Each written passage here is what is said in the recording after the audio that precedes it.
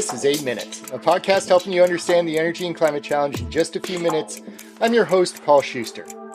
According to the International Energy Agency, in 2023, about 1 in every 5 cars sold globally was electric. And that pace of growth is expected to continue, growing to 1/3 of the market by 2027 and over 30 million cars sold annually by the end of the decade. And while that growth is obviously a huge positive, it also raises a huge question. What are we going to do with all those batteries once those cars are traded in? Battery recycling is pretty nascent right now, but it's about to become a big business. 8 minutes. It's how long it takes the sun's race hit, or, well, you could get through about 3 of these episodes in the length of time it takes you to watch a typical fireworks celebration on the 4th of July. I give you permission to press the pause button and go and enjoy the festivities. Save a burger for me, and let's get it on.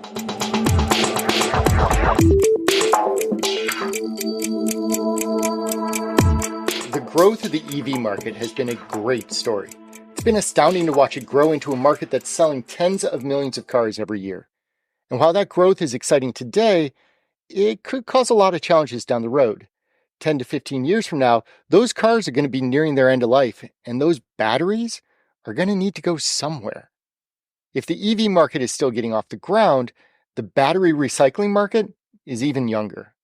But it's also growing at an exponential rate. McKinsey estimates that over 100 million EV batteries will need recycling by the end of the decade, and that could translate into a $10 billion plus market.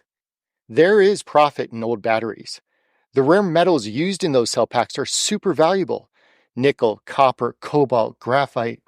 Salvaging that material is important because of how rare those materials are in the first place.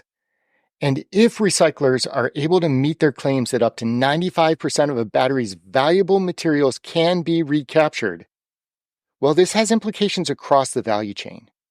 Consider that mining and extracting the metals and minerals needed for the energy transition can be problematic.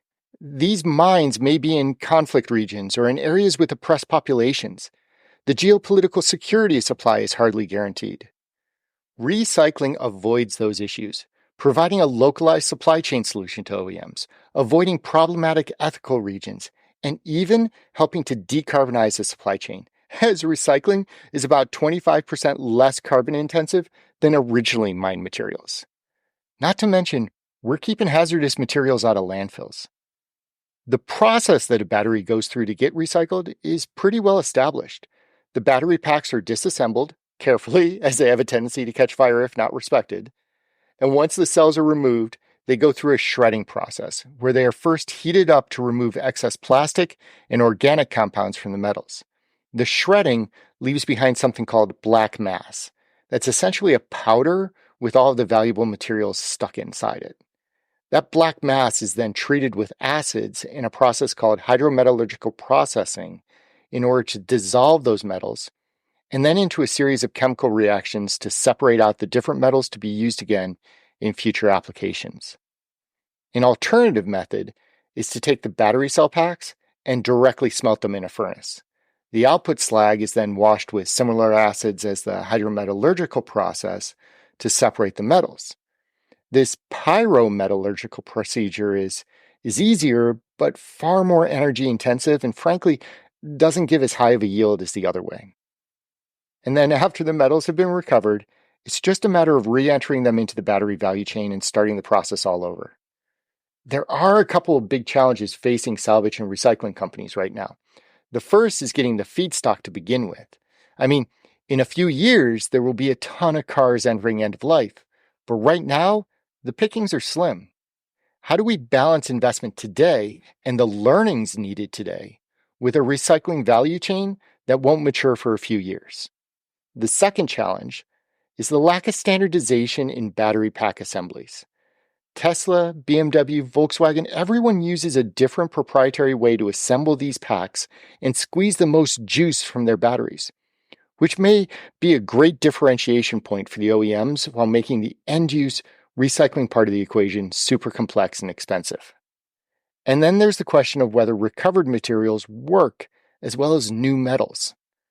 Well, to address that, Redwood Materials, a battery recycler in Nevada, had Argonne National Laboratory run independent tests on their recycled metals versus newly mined metals. And the results proved that the batteries using recycled materials were just as effective as those using origin metals. Redwood, by the way, has been one of the early pioneers in this space, having been established in 2017 and already having secured $3.5 billion in financing to build a huge recycling facility outside of Reno, Nevada, which, perhaps not coincidentally, is near Tesla's giant battery megafactory.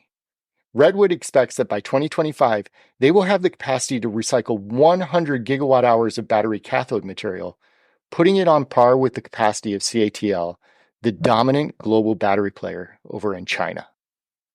Battery recycling should not just be thought of as end-of-life solutions, though. Today, again, according to McKinsey, the majority of recycling is actually in post-manufacturing process waste. The consultancy estimates that about 30% of cell manufacturing results in scrap, which is a valuable source of feedstock for our salvage companies.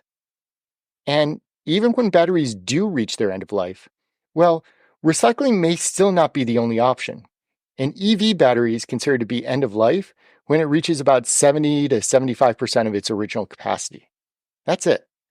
In fact, that dead battery could still hold a charge large enough to power a typical American home for up to an additional 3 days, which suggests that there may be solutions out there to reuse old batteries before reverting to recycling their components.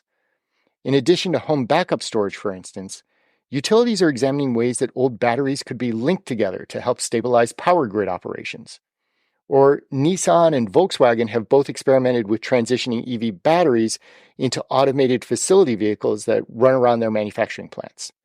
And Nissan, in fact, back in 2018, used a network of old batteries to power the Ajax Amsterdam Stadium to showcase the viability of reusable batteries.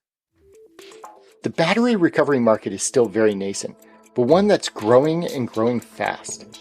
And while we can't just rely upon recycling to fuel future battery needs, with an EV market growing as fast as it is, mining is still going to be a primary source of metals.